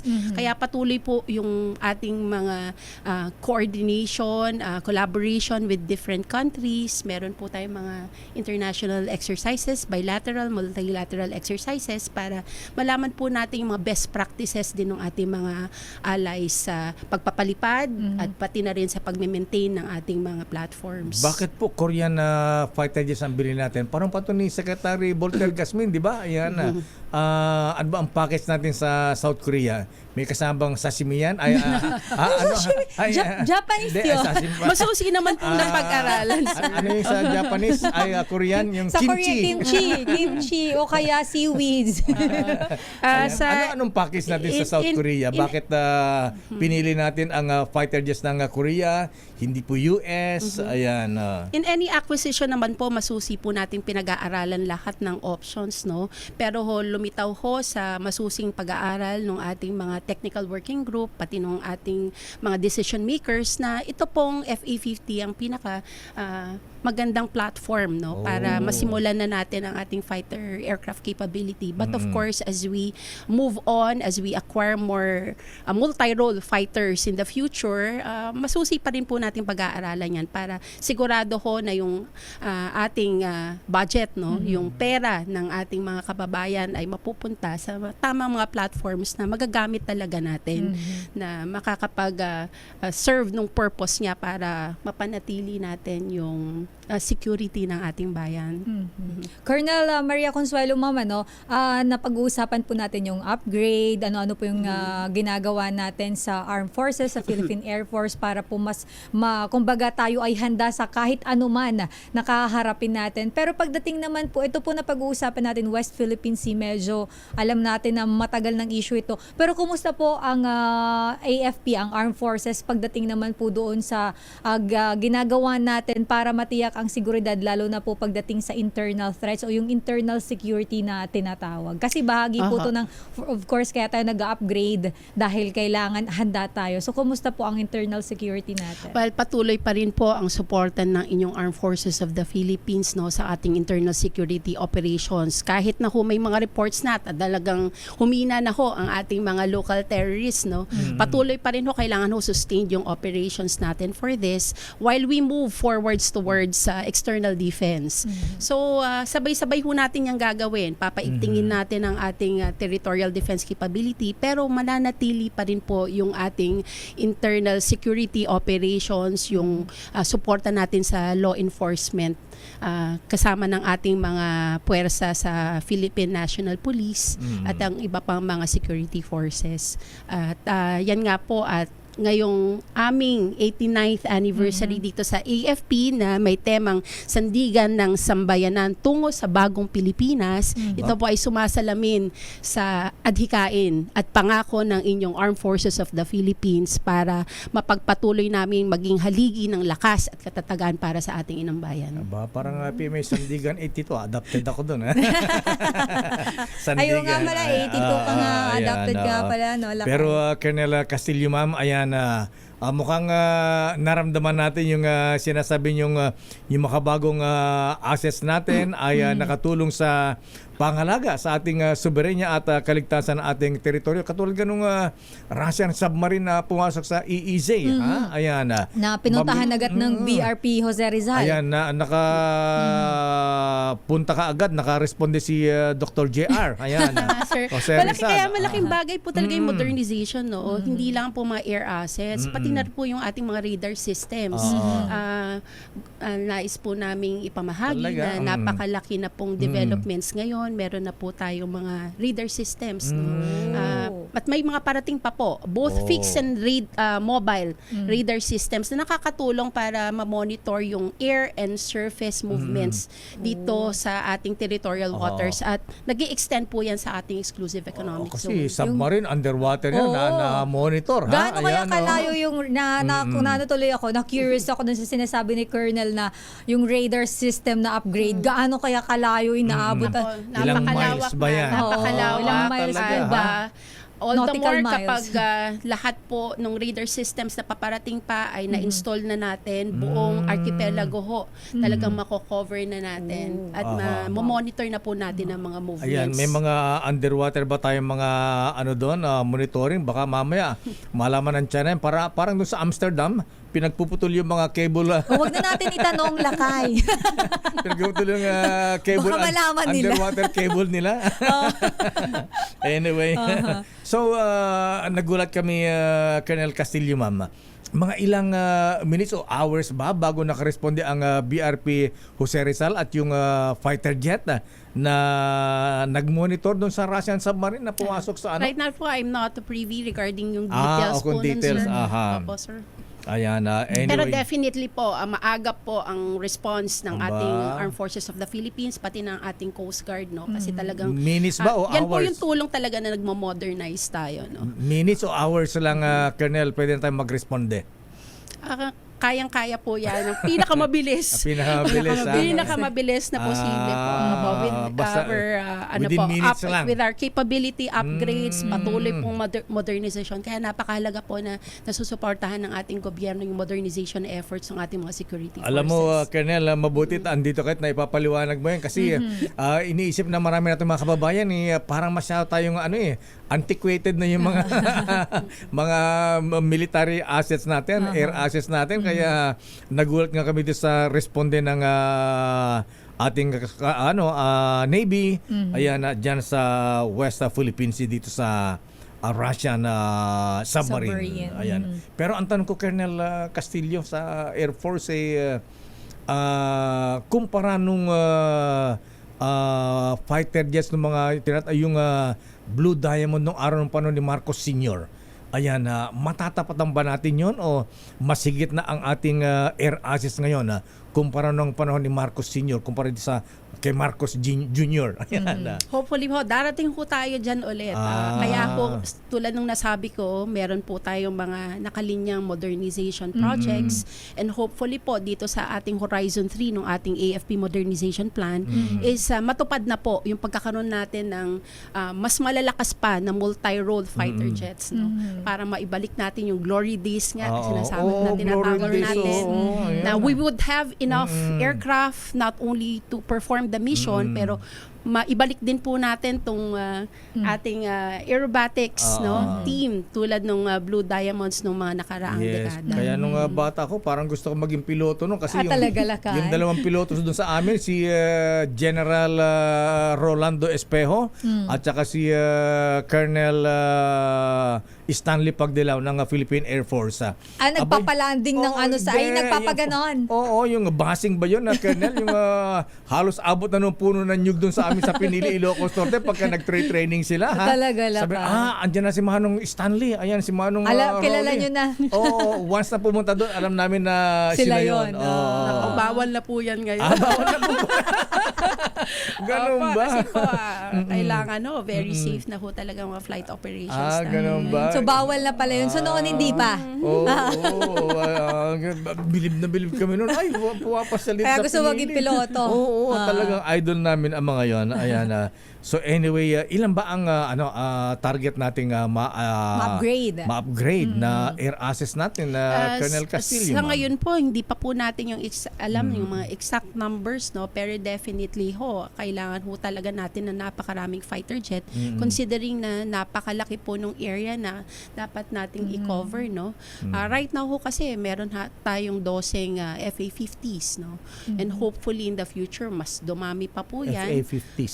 FA-50s po, yan po yung ating fighter jet na yan. Yan po. Pero kailangan po natin ng multi-role fighters na mas mahaba po ang range, yung endurance niya, mas malakas at mas marami ho siyang ma-hold din na weapons system. So, yan po yung direction natin. Hopefully in a few years matupad na ang ating pangarap na magkaroon pa ng mas malakas na fighter capability. F-150, talo ba nung naalala ko yung binabasa kong libro ng Mossad yung fighter jets ng Russia na MiG, yung Mirage ba ang tawag doon? Ayan, mas maganda itong mga F-150 Colonel Castillo, ma'am?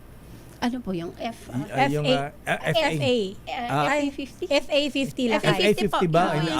Yung sa Air Force. Yung pong sa South Korea. Sapatos kasi yung laki. Air Force One. Kala ko flight attendant. So, depende po, yung number po, depende ho yan kung ano po yung mapaprocure natin in the future. Definitely kasi may budget ho tayo We're working on a budget. Noong time dating Pangulong Digong pumunta ng Russia at may mga usapan na bubibil tayo ng mga armas na from Russia. Ayan hindi pa maganda yung mga fighter jets nila sa Russia? Hindi ko po masabi. Depende po yan sa magiging pag-aaral ng ating technical working group po, no? Pero definitely ang kukunin natin yung siguradong magagamit natin ng mahabang panahon at mafulfill niya yung security requirements. At saka bakit made in South Korea na binibili natin ba't hindi na made in USA? Marami naman din po tayo mga aircraft na galing sa bansang USA, no? So, iba-iba ho talaga yung mga platforms natin. Depende sa model tulad nga ako nitong nagkaroon ho tayo ng bagong C-130, no? Which is a grant from the US. Yan ho is napakalaking tulong hindi lamang sa ating military operations. Itong mga nakaraang bagyo na napakahalaga na makapag-transport tayo ng mga relief goods from different parts of the country going to the affected areas. Napakalaking bagay na meron tayong mga additional cargo planes, C-130, C-295s nagdadala ng mga family relief packs po sa mga areas na nasalanta. So maayos na po yung mga dinodonate na grant ng US kasi dati mga segunda mano daw, hindi pwedeng lagyan ng armas, ganyan. Kung barko naman, tik-tik kalawang, mga ganun. Sinisigurado naman po natin na yung mga tatanggapin nating grants mula sa ibang mga bansa ay talagang magagamit natin kasi kailangan siguraduhin po natin na yung sustainment po, no, yung pagme-maintain din nito, hindi tayo malulugi rin kasi kung tatanggap tayo ng hindi magandang eroplano, tapos tayo rin ang problema eventually sa maintenance and sustainment, hindi rin po pwede. Mas mahal pa yung maintenance kaysa yung sa eroplano o kaya barko i-donate. Anyway, Colonel, isa pa, ayan na. Kaya siguro minsan nawalan ng bilib ang ating mahabayan sa Philippine Air Force hindi na tayo nakakapanood ng mga flyby ba ang tawag doon pag Independence Day, anniversary ng AFP. Meron po, sir. Meron din masyadong yung mga nagpapalibal mga fighter jets hindi natin masyadong na-expose o kaya na-i-display sa ating mga kababayan. Noon lang pong ating Air Force anniversary nung July, nagkaroon po tayo ng flyby ng ating mga jet aircraft. At the same time, nagkaroon po tayo ng flyby ng mga iba't ibang assets ng Philippine Air Force. Opo. Ilan ba yun? Yung mga, baka 3 lang yan. Hindi po, napakadami po. Marami ba? Ba't di namin napanood dyan? Bibigay ko po sa inyo yung link, sir, para ma-review nyo yung naging flyby ng ating air assets. Nagpunta kami sa Harbor Square, pinanood namin. Ayan, sa Quirino Grandstand ba yan? Hindi po, sir. Ang ating anniversary ng Philippine Air Force na naganap ng July ay ginanap po sa Basa Air Base. Pero normally po, every year po yan. Every year either Clark or yun nga ho, Basa ho this year. Nagkakaroon po tayo ng flyby. Kahit din po sa sa ating AFP anniversary, normally meron po tayong flyby ng mga aircraft. Okay, Colonel Castillo, mama, ano pa ang mga nakalinyang bibili ng Philippine Air Force na asset natin para ma-upgrade yung ating mga capabilities ng Air Force? In terms of aircraft po, marami pa ho tayong nakalinya na paparating. Pero pa ho tayong mga parating na mga Black Hawk helicopters, no? Black Hawk down na kailangan, no? Opo, ito nga lang kung taon na to, may dumating tayo ng mga additional, no? At napakalaki pong tulong nila nung calamities and disasters na dumaan, yung mga nakaraang bagyo. Malaking tulong po yan. Meron din po tayong mga CUH, no? Combat Utility Helicopters na parating. Meron po tayong mga long-range patrol aircraft na paparating pa. At on the ground naman po, may mga parating pa po tayo mga radars, no, tulad nung nasabi ko kanina, para mas mapalawak natin yung pagbabantay natin ng mga air and surface movement sa ating territorial waters and EEZ. So yun lamang po ay napakakonti pa, pero ibabanggitin ko lahat, baka magkulang po tayo ng oras. Pero isa kong gusto ko ring ipamalita, no, yung naging initiative. Colonel, bago banggitin yan, maganda yan, pero sandali lamang, Yes, dahil sir. meron tayong flash report. Flash Report. Flash Report! Flash report mula sa Kamara de Representantes. Naku, Sister L, Nako. Si Mary Grace Piatos, hindi raw nag-e-exist. Ganun ba? Wala pala yun. Aba, akala ko nasa Mary Grace Cafe yan. Akala Hindi nag-e-exist sa PSA. Si Piatos, wala rin sa mga grocery. Aris number 12, Milky Rigunan. Sino may sabi yan manang Milky? Lakay at Sister L, walang Mary Grace Piatos. Ito ang kinumpirma ng Philippine Statistics Authority o PSA at ipinagbigay alam na sa House Committee on Good Government and Public Accountability na pinamumunuan ni Manila Representative Joel Chua. Ang certification ay pinirmahan ni Claire Dennis Mapa, ang Undersecretary ng National Statistician and Civil Registrar General, bilang tugon sa request ng komiteng alamin kung meron bang totoong tao na nagngangalang Mary Grace Piatos. Sa dokumento, negative o walang record si Mary Grace Piatos sa PSA at sa Civil Registry System database ng Certificate of Live Birth, certificate of marriage at maging sa certificate of death. Pero paliwanag ni MAPA, pwede itong suriin muli at kung merong taong Mary Grace Piatos, kung meron pang dagdag na may impormasyon, gaya ng middle name at iba pa. Pero base sa report ng PSA sa komite ni Congressman Joel Chua, wala ni anumang record itong Mary Grace Piatos at ito ay isa sa Milky. mga yes, Sakay? Chinek ba ang birth certificate niyan sa PSA? Ayan, wala bang birth certificate si Mary Grace Piatos? Ito, lakay nga, wala daw. Wala. PSA. Negative. Oo, negative. Negative lahat. Oo. Birth si certificate, negative. Yung isa death pa, certificate, wala rin. si Fernando Tempura, wala rin. Ika mo. Wala rin si Tempura. Oo, mukhang mahirap din hanapin si Tempura. Pero yung Mary Grace Piatos, Manang Milky. kumpirmado ayon sa PSA. Yes, Sister L. Oo. Akala ko isang tilang yung Piatos niya. Pero may Piatos daw sa Davao. May Piatos daw sa Davao, di ba, na isa lang? Kaya lang single T may mga yata. nagsabi rin. Oo. Oo. Pero base nga sa PSA, based on the records na death certificate, live birth, o kaya naman marriage certificate, walang nag-exist a certain Mary Grace Piatos. Meron yata Mary Grace Resto. Ayan. Cafe. Cafe ba? Cafe. Okay, ensaymada. Ensaymada or mamon. Pwede rin. Malaking impormasyon ito na nakuha ng komite ni Congressman Joel Chua sa harap ng pagsisimula uli, pagpapatuloy uli ng pagdinig ng House Committee on Good Government sa araw naman ng Huwebes. At inaasahan ang pagdating ni Vice President Sara Duterte kaugnay ng kanyang pangako sa komite na siya ay dadalo at sandaling ipatawag uli siya sa Huwebes, Lakay. Huwebes, okay. Okay. Sa Huwebes. Maraming salamat, Kaya Manang Lakay, Milky. ang impormasyon, walang Mary Grace Piatos. Ako si Milk Reguna nagulat para sa DCRA. Ay, teka muna. Sa Pilipinas. Yes, Lakay. Anong reaksyon ni Speaker Romualdez dito sa impeachment na complaint? Kadami-dami. No comment, Lakay. No comment muna.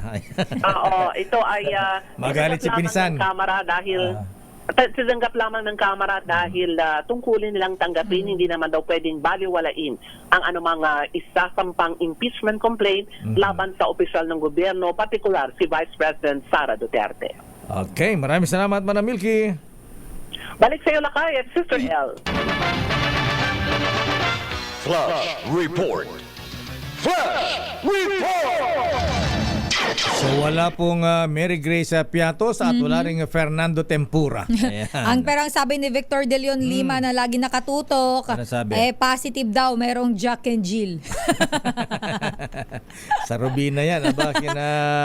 Kina Bossing Lance Gokong Way. Anyway, Colonel Maria Consuelo Castillo, Mama. Ayan na, ngayon pong 89th anniversary ng AFP. Teka muna, bago nga pala yan. Sa Philippine Air Force ba nagtatanggapan ba kayo ng mga sundalo dyan? Ayan, ongoing ba ang recruitment? Oo nga pa. Tsaka paano po yung process?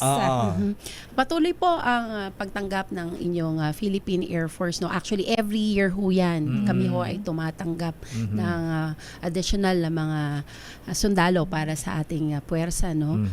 Maging ho sa buong Armed Forces of the Philippines. Actually, naka-decentralize ho kasi ang recruitment natin. Maging sa Army, sa Navy, lagi ho yang nagkakaroon ng recruitment activities. Normally ho, first half po ng year, nag-start na ho kami ng aming recruitment. No? Kaya ho kami ay tumatawag sa ating mga kabataan, yung mga hindi pa ho desidido. Kung ano ang kanilang gustong karera. Sana ho, makonsider nyo ang inyong Philippine Air Force at lagi lang ho kayong pumunta sa aming or mag-follow ng aming Philippine Air Force Facebook page. Dahil ho ako ay ngayon representing the Armed Forces of the Philippines, no, i-promote ko na rin ho. Pati na ho kung ang kanilang desisyon ay sumapi sa Philippine Army or sa Philippine Navy, no. Napakadami pong options.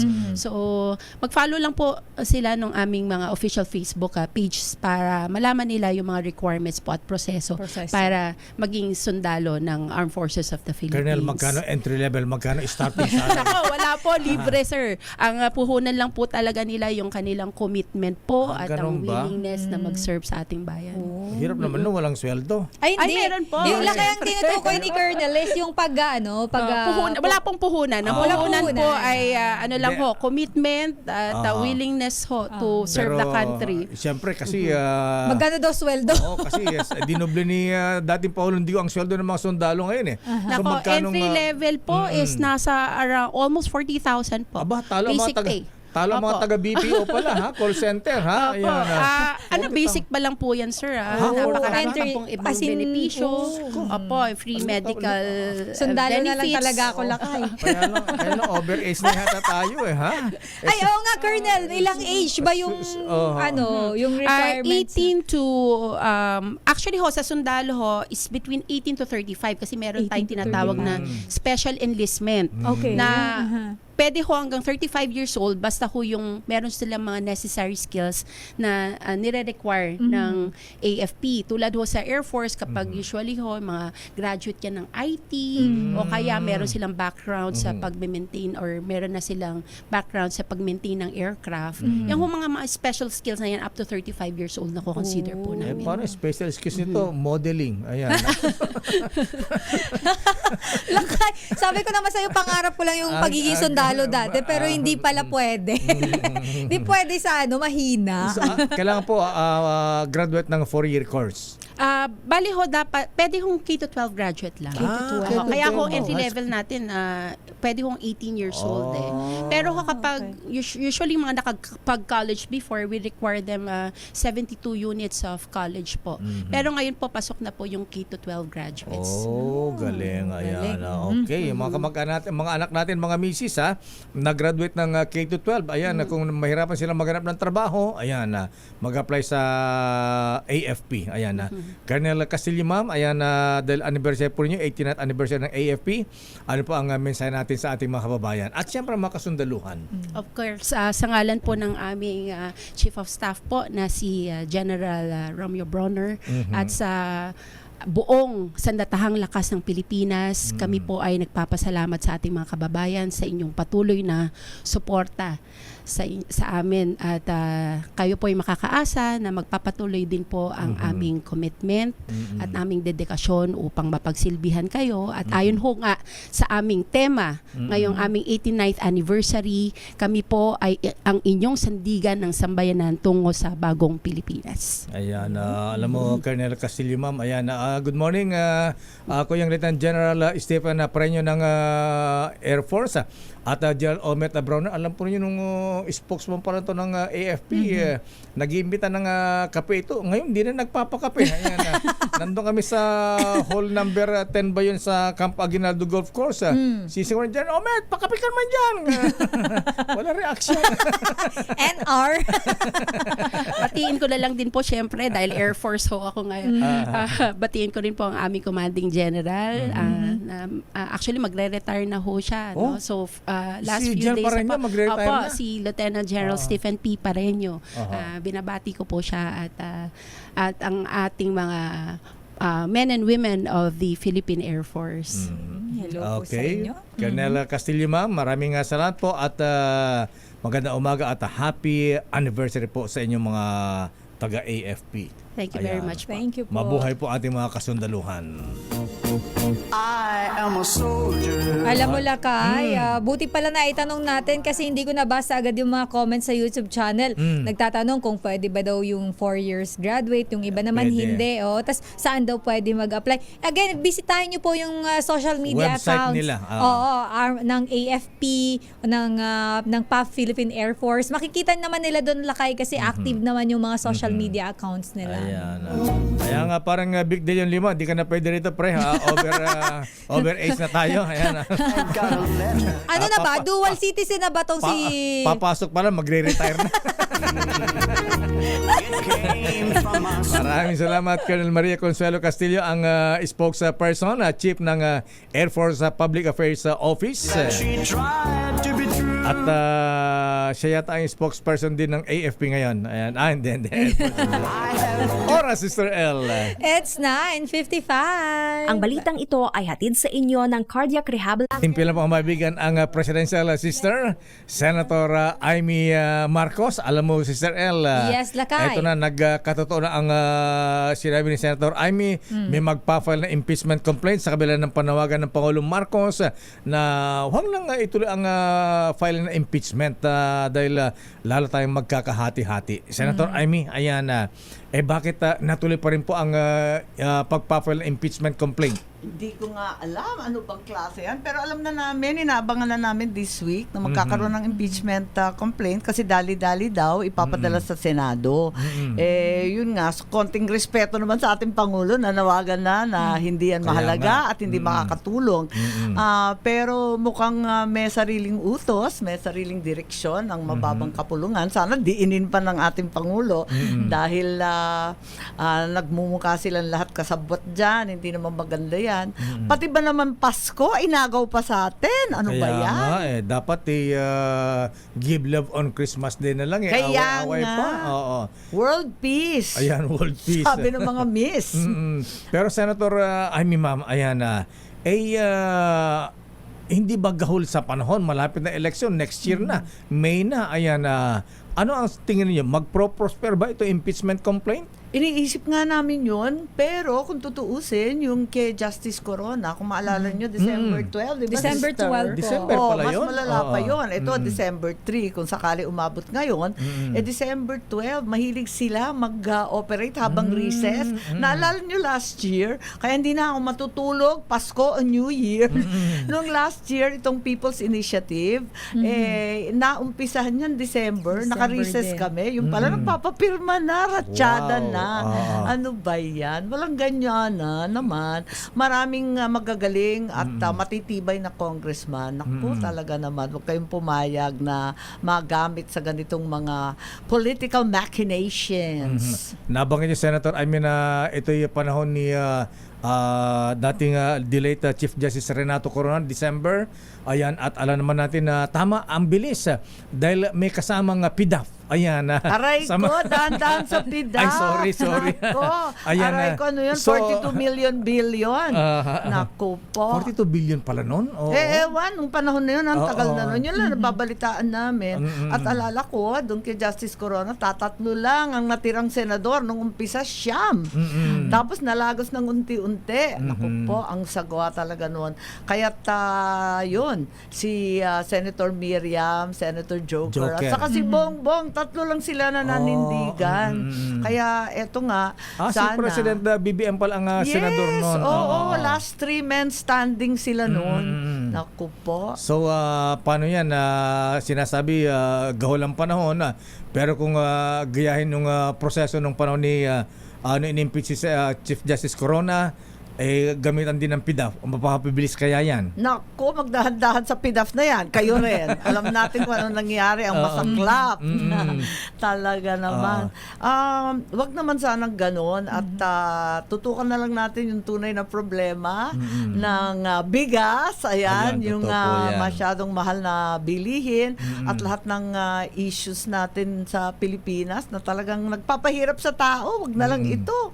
Ano ba naman? Pero Senator Amy, ang Pangulong Marcos ay may panawagan sa kanyang sa inyong mga kaalyado sa Kamara na wag na ituloy impeachment. Tama. Ano sa palagay mo? Makinig ba si Pinsan? Ayan, may sariling mundo, aray ko. Yan ang masaklap. Kasi kung tutuusin, kausapin mo yung mga congressman, nervous na nervous. Unang-una, hindi pa napapasa yung budget. Afraid, baka walang umabot sa distrito. Ikalawa, may eleksyon. Pag hindi ka kaalyado ng administrasyon, pakahirap sa mga panahong ito. Ayan, kaya't nagdadahan-dahan sila. Pero, iba yung utos, iba yung nasa itaas. Tignan natin. So wala ka bang talaga naman. Wala ka bang panawagan kay Pinsan na sabi ni Presidente? Dapat makinig na sa Pangulo. Mag-usap-usap kayo. Nako, talaga naman. So ano apela mo kay Pinsan Speaker? Ay, hindi naman makikinig yun. Sikat yun Ganun ba yun? Alang-alang sa bansa. Tama, alang-alang sa bansa. Yan na lamang ang isipin natin. Isang tabi muna ang mga hinanakit, ang galit, ang ambisyon. Ay, talaga, itabi muna lahat yan. At ang layo-layo pa ng 2028. Totoo Sabi nga, it's a political lifetime away. Ba't nagmamadali? Ayan, pero sa tingin nyo, magpro-prosper ba ito o hindi? Nako, ngayon, panatag ang kalooban ko na walang boto sa Senado. Pero, kinakabahan ako lagi. At matindi parate kapag menin na isiniipit ng administrasyon, di ko na maintindihan. Ayan, Hindi naman siguro. Matitibay naman ang senador natin. Ayan, sa bagay. Oo. So, ang bola pagka inapruba ng Kongreso, nasa inyo na sa Senado. Sa Senado. Ayan, ikaw siguro nagbibilan din kayo ng mga kaalyado diyan o mga ano diyan Sa bagay, independent mind sa mga senador. Oo, sabi nga 24 different republics. Ngayon 23 na lang kasi si Sani Angara nasa kabinete na.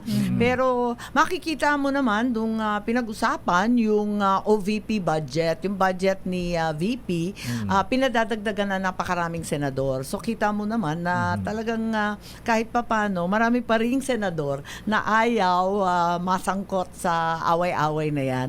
At gusto nga nilang dagdagan yung kay VP Sara na budget. Kasi marami naman siyang social benefits, marami siyang opisina sa iba't ibang mga lalawigan na talagang tumutulong sa tao. Nakakausap mo ba si Vice President Sara, Senator Amy? Lately hindi na kasi abala siya dun sa kanyang anak Medyo na-stress pati yung bata. Grabe naman talaga itong buhay na to. Ganun ba? Pati mga anak naapektuhan na.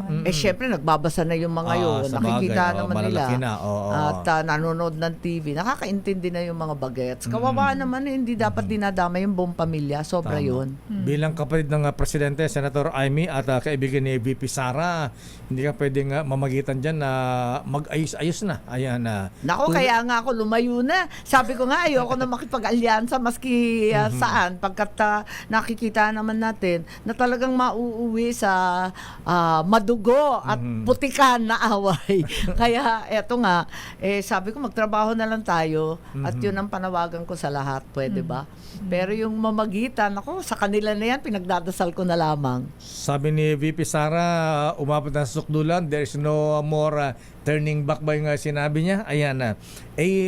Malalim na ba talaga ang sugat at mahirap na ba itong maayos, Senator Amy? Ewan ko, sabi nga ng Pangulo, di ba? Sabi ni Pangulong Bongbong, never say never. Never say never. Hindi ko alam, hindi ko talaga alam. Tignan natin. Yun. Ako'y magtatrabaho na lang. Bahala na, sabay dasal. Magtitirik ng kandila sa Badok, Ilocos Norte, La Virgen Milagrosa. Umaasa ako, may himala. Wow. Sumama na rin sa Manawag. Correct! Habang mapunta na rin doon, Manawag. Lahat ng pwedeng pagdasalan. Ayan, para peace on earth. Peace on earth. Ayan. Peace on our country. Bakit walang Christmas spirit? Isipin mo, Pasko aagawin. Saklap naman ang buhay natin. Ayan. Anyway, Apo, Senadora Justagina Apo, ayan, baka gusto mong batiin yung ating mga kabayan kaindian. Yes! Naragsa ka pa ng Pasko. Sana lahat ay masaya sa Paskong ito. At manahimik muna, isang tabi muna ang politika, eleksyon, at madugong away-away. Ayan. So, thank you very much. Thank you very much, Apo. Pero ako'y kinakabahan. Bakit? Mamaya, dumating na sa Senado yan. Kakalampagin na kami ng bonggang-bongga. Ganun ba yan? Sabi 24 republics yan 23 na lang ngayon. 23 na lang ba? O nga pala, wala si Senator Sani Angara. Yes, kailangan niya ng 2/3 vote yan Ayan, so, kailangan na 16. Ayan. Pero at least ang presidente naman ayaw na impeachment. So siguro hindi katulad ng panahon ni Corona, walang PDAF. Nababaha. Sana! Ewan ko. Tignan natin. Nakatenga pa rin ang budget hindi pa tapos. Yung nga ayan na. Abala nga ako dyan kasi inaasahan niya ng tao yung 2025. Tapos election budget pa yan. Kaya kailangan, dami talaga nag-aabang. Unay mo na yung budget bago yung mga ganyan naman! Oo, ang sikmura muna. Bituka muna. Unahin ng tiyan. Bisinti tiyan. Ayan. Anyway, Senator, maraming salamat Diyos na ginapo. Naragsa nga Paskwa. Kaya naimbag na baro nga tawen. Ayan. Kaya naimbag na baro nga tawen. Thank you, sister. Bye-bye. Ayan, nakisingit. Mga kaibigan, Presidential Sister, Senator Amy Marcos at panawagan. Ayan. Tigil-tigil muna. Ayan. Unay muna ang budget. At saka magbati-bati. Ceasefire. Ayan. Yun naman ang gusto ng lahat, Lakay Yes. Yung wag muna tayo mag-away-away. Peace on earth.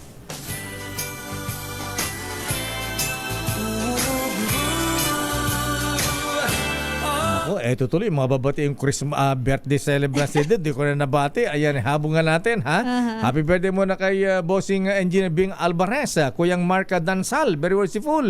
Kuyang Justice Bonifacio Bong Pasko, happy birthday. At dating PNP Chief General Benjamin Acorda at Kuyang Pere Olirep. Ayan, happy birthday. At kay very merciful Benjamin Paragas ng DepEd Cagayan Valley.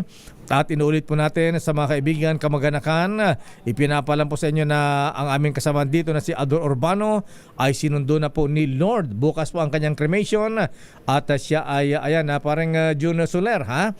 Bossing Ray Jimenez, ayan, ating kaibigan si Ador Urbano, kumpare, ay nakaburol sa Evergreen Memorial Chapel dyan po sa Pasig City. Ayan, mamayang gabi ang big night dahil bukas na po ang kanyang cremation. Our condolences sa pamilya Urbano. Paalam ba tayo? Yes, lakay! Susunod na pa rin yung tulong Wonder Woman, Miss May Binauhan. Bye-bye! Ingat, stay safe! Stay safe! This time check